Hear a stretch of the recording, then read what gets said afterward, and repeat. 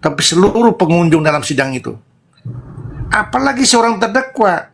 Seorang terdakwa itu bagaimana kita bisa berharap dia bisa tenang ketika seluruh dalam ruang sidang itu tidak mengakomodir kepentingan dia.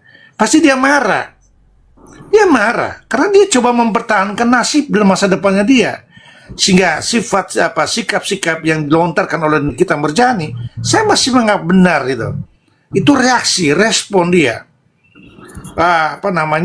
Dia coba mempertahankan dirinya bahwa saya tidak bersalah, lalu tetapi di dalam sidang ini saya melihat hakim tidak netral. Tentu itu akan kecewa. Sama kayak gini, saya ilustrasi yang lebih mudah. Biasanya kerusuhan para penonton dua kubu itu akibat wasitnya tidak netral. Wasitnya itu tidak berimbang. Wasitnya itu berpihak pada salah satu. Wasitnya itu potensi dengan kejahatan-kejahatan suap, sehingga penonton tidak puas, penonton ribut. Nah, kalau penonton ribut karena ketidakpuasan, bisa saja pemain juga ribut akibat hakim yang tidak adil tadi. Jadi menurut saya sama konsepnya di dalam permainan bola dengan dalam ruang persidangan. Di kita kalau hakimnya dia rasa baik, netral, hakimnya akomodir seluruh kepentingan terdakwa, saya pikir kita tidak akan reaksi sekencang itu, se-ekstrim itu. Dan maka saya mengatakan itu lumrah. Sifat, sikap, tindakan orang yang didakwa, tentunya dia pasti akan melakukan reaksi-reaksi yang ekstrim ya. Ya sepanjang kita berharap tidak bakal kantor pengadilan, itu udah bagus ya. Kalau dia teriak-teriak dan ekspresi kekecewaan itu hal yang sangat lumrah dalam dunia peradilan. Begitu Abangku.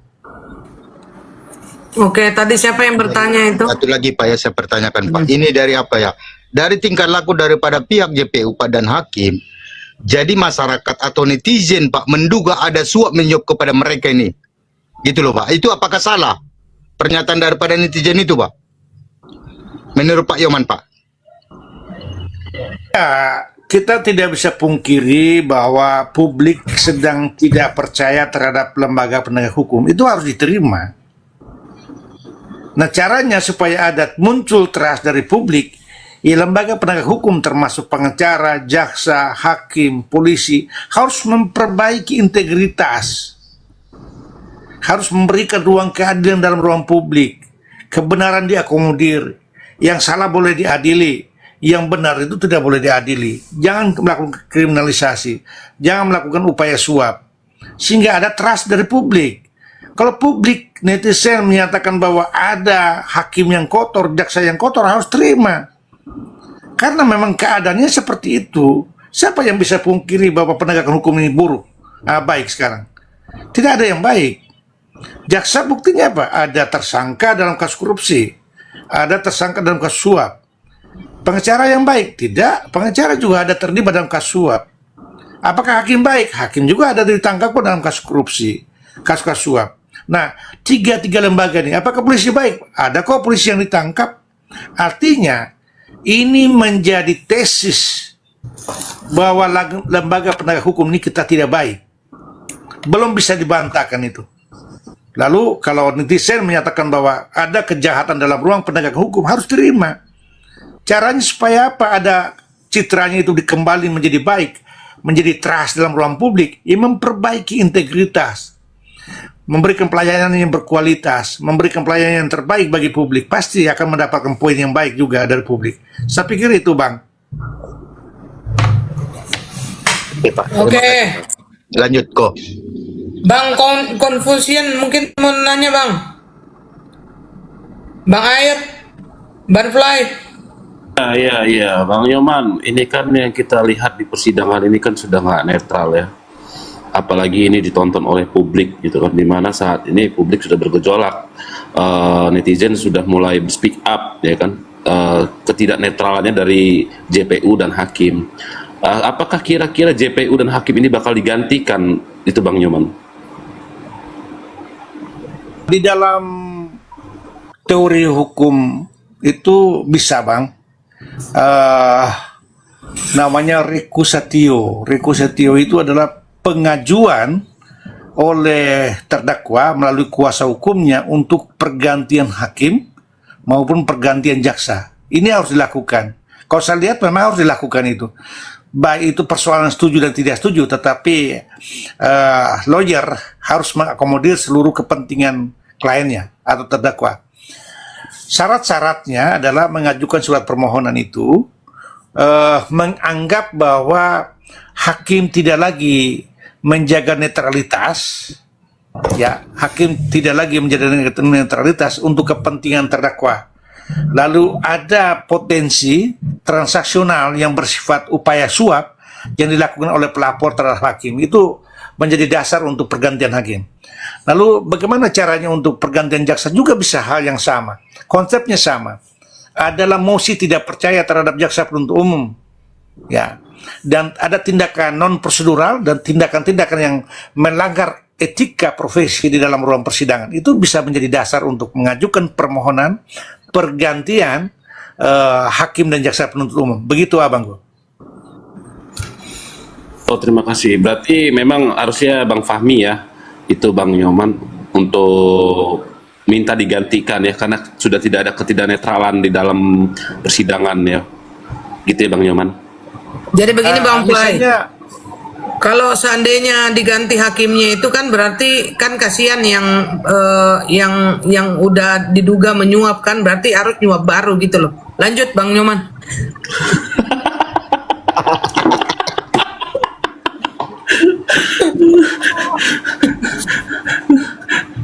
Lanjut Bang Nyoman, boleh silakan Bang.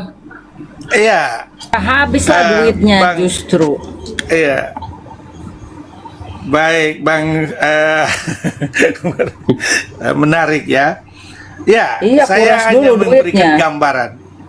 Ya, memberikan gambaran umum aja adalah ciri-ciri perkara itu dipaksakan itu biasa tidak sempurna dalam pembuktian.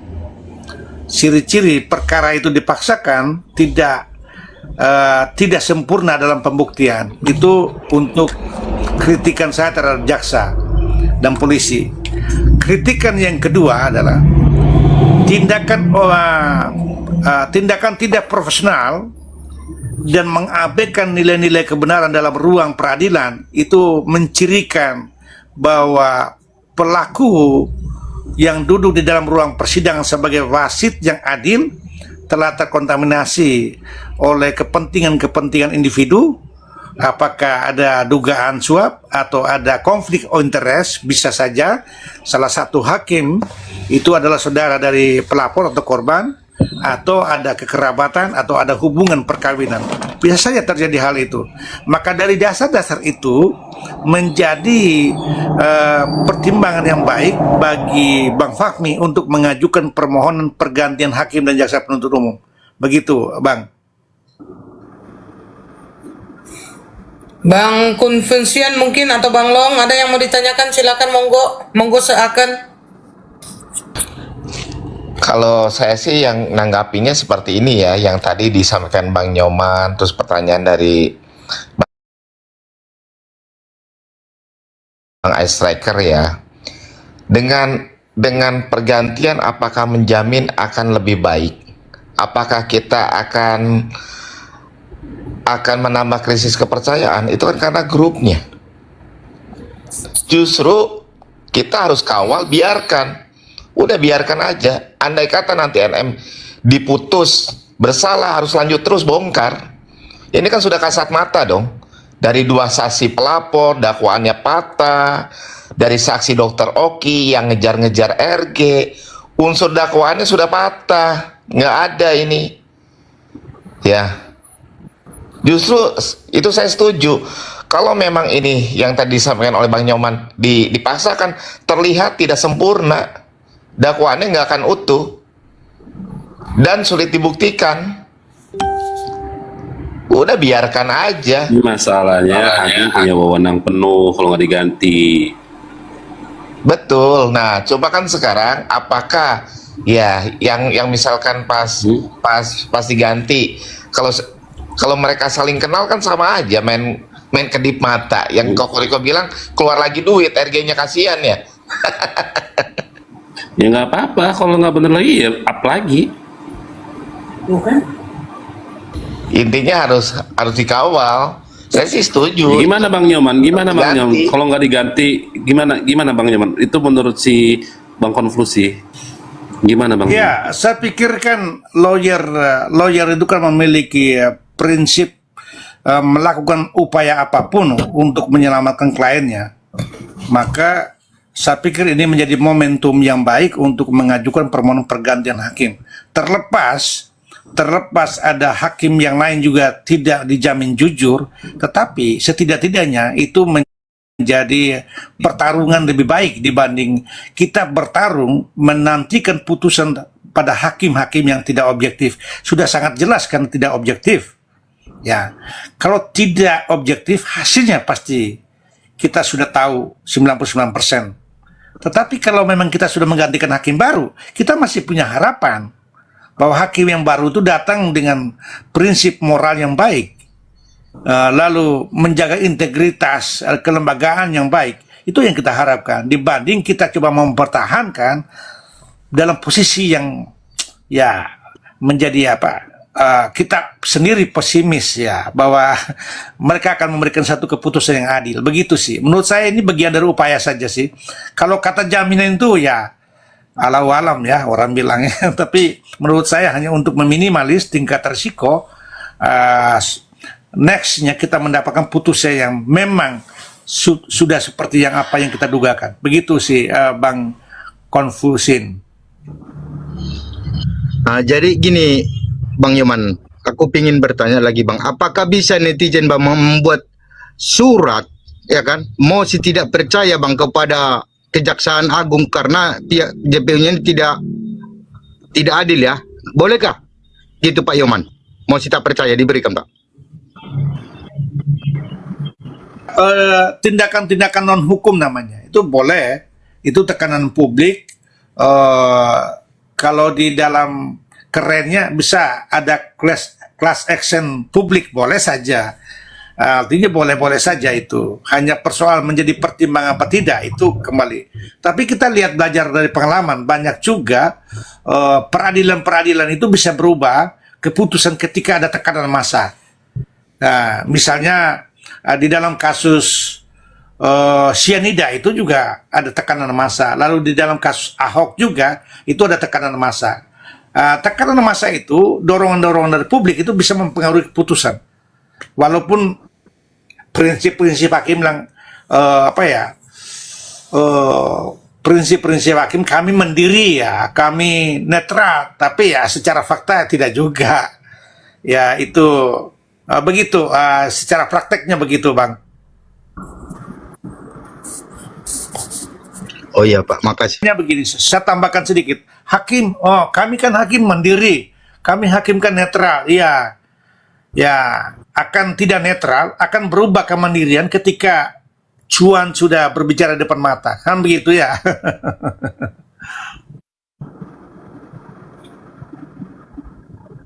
Bang apa itu? Mochi apa Modi itu? Naik dah Bang kalau mau naik. Oke, siapa lagi? Bang Long, tidur Bang Long. Nah, jadi saya mau nanya juga nih, ini pertanyaan sentimental sebenarnya, Pak Nyoman.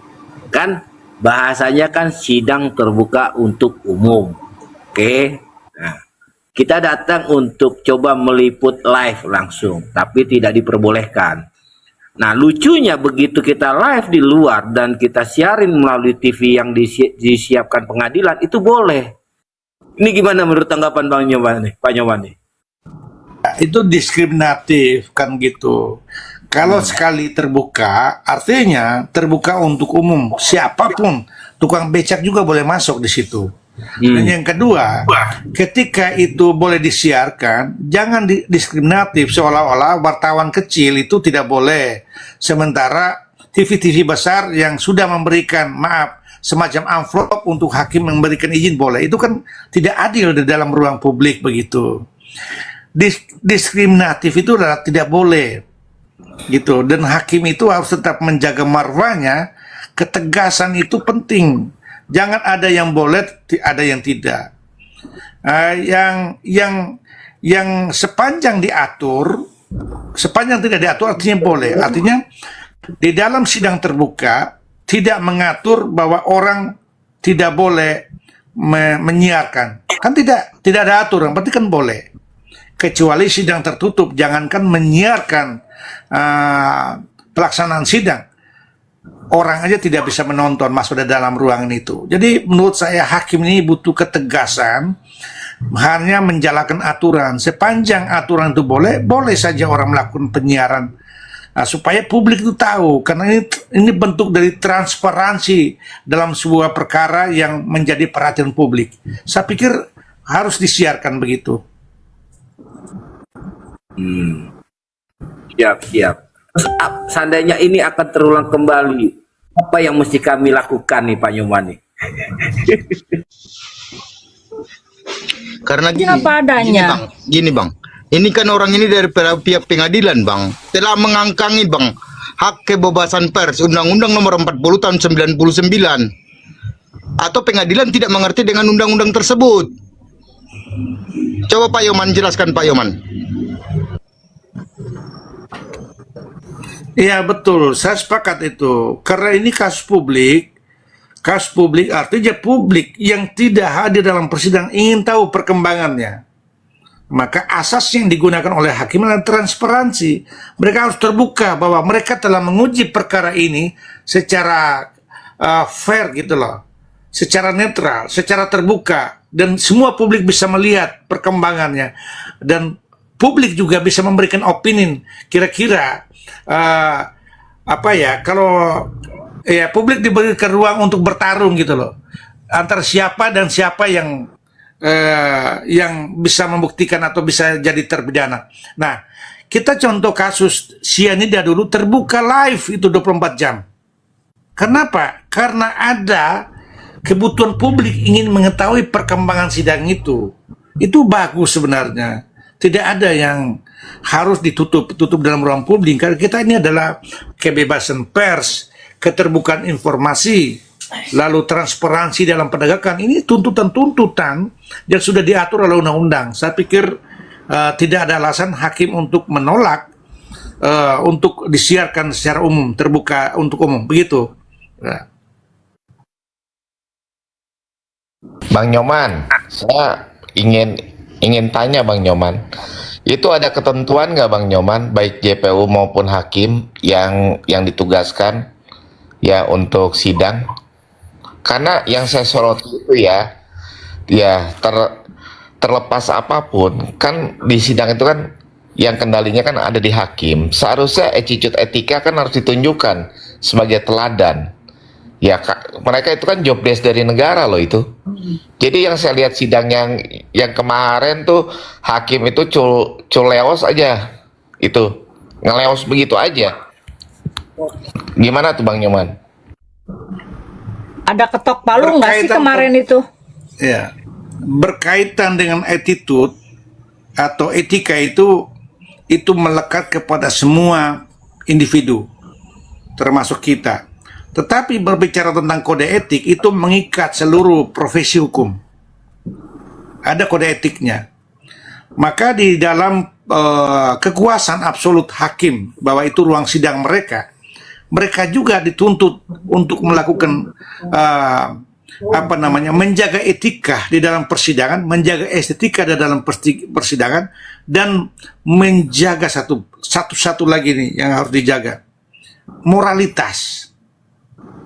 Jadi bukan karena ini hakim yang mulia, hakim yang agung sebagai wakil Tuhan, mereka lakukan tindakan serta-merta, tidak. Mereka diawasi, dibatasi oleh etika profesi. Maka mereka langgar, maka itu dikenakan kode etik profesi, diatur itu. Sanksi yang terberat itu adalah pemecatan. Sama jaksa juga di ruang persidangan tidak boleh menganggap bahwa ada daya paksa sebagai penuntut, boleh melakukan apa saja, termasuk menarik tangan Nikita Mirjani untuk dipakaikan baju. Tidak bisa itu. Ada keterbatasan kewenangan. Jangan hanya menggunakan hak, lalu Anda coba melakukan perbuatan apa saja, tidak boleh. Karena ada keterbatasan dalam hak. Walaupun Anda undang-undang perintah sebagai jaksa untuk mengamankan Nikita Mirjani sebagai terdakwa, tetapi Anda juga disarankan dalam waktu yang sama untuk menjaga estetika, untuk menjaga etika, dan untuk menjaga moral. Apapun Nikita Mirzani, dia adalah manusia. Jangankan dia sebagai terpidana, terdakwa, terpidana sekalipun dia memiliki hak sebagai manusia yang bersifat universal. Begitu sih abangku. Oke. Abang boleh nanya, Bang? Izin. Silakan. Oh ya, Bang. Bang Nyoman, dari sidang ke sidang, sudah berapa kali sidang, sudah dinyatakan di sidang itu seperti apa, bla bla segala macam. Tapi ada satu orang yang namanya Fitri Sahiteru, ini cuman berandai ya, selalu mengatakan dalam setiap viti-viti dia, kamu diam aja, yang penting pemerasanmu, itulah yang memenjarakanmu. Nah, itu dia tuh.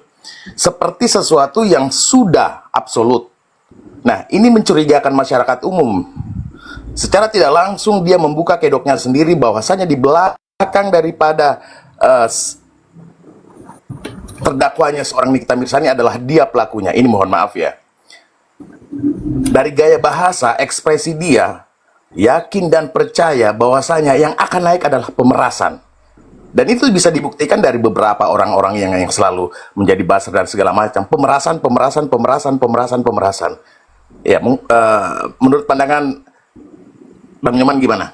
Ini saya jujur aja sebagai masyarakat ya, yang analisa ini. Iya. Terkadang kala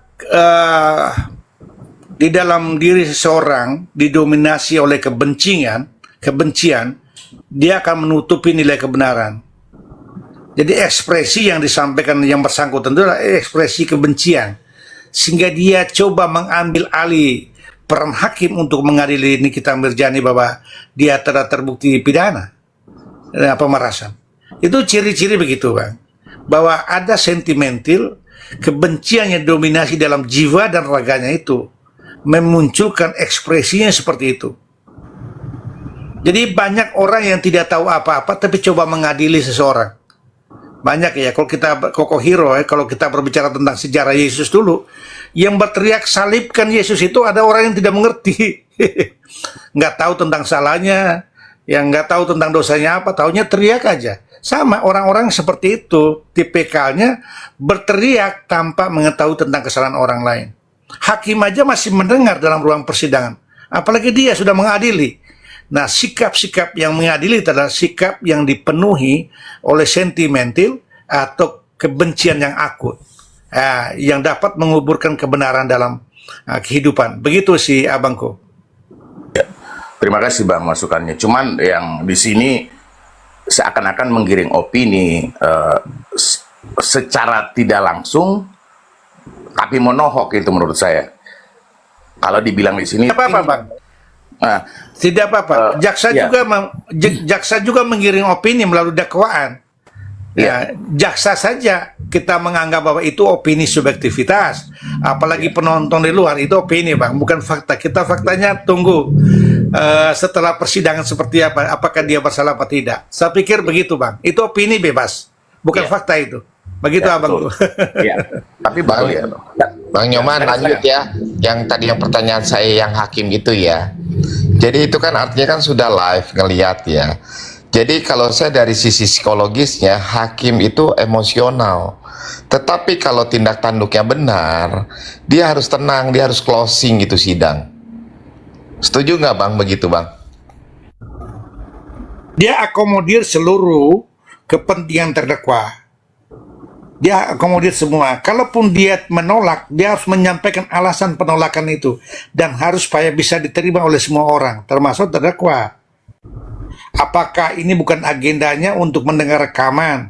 Ataukah ini bukan masih pembuktian jaksa, belum pembuktian terdakwa? Bisa dia jelaskan supaya orang bisa memahami. Nah betul Bang, itu orang makanya nah itu Bang yang disampaikan Bang Nyoman tadi ya. Kalau semuanya awalnya benar, penegaknya benar, seharusnya itu artinya gini loh, Tuhan itu betul-betul baik Bang, memperlihatkan sikap. Ya harusnya secara psikologis ya harusnya hakim itu tetap meng-closing itu sidang dan mengumumkan sidang berikutnya itu tanggal berapa. Ini kita kan nggak akan jelas. closingnya tidak ada, sidang laginya kapan. Padahal beliau itu yang mengatur persidangan, yang punya kuasa. Nah, inilah yang saya lihat, artinya ini meninggalkan seperti itu bukan hebat, emosional itu, Bang Nyoman. Betul nggak, Bang Nyoman? Iya. Iya, antara Kemarin Bang emosional Delong itu ada ketok palu nggak Bang Delong? Bang Delong mana? Ya, Ada jadi ketok gini. palu nggak kemarin? Jadi gini, ketok palunya itu pas Niki lagi berbicara. Tujuannya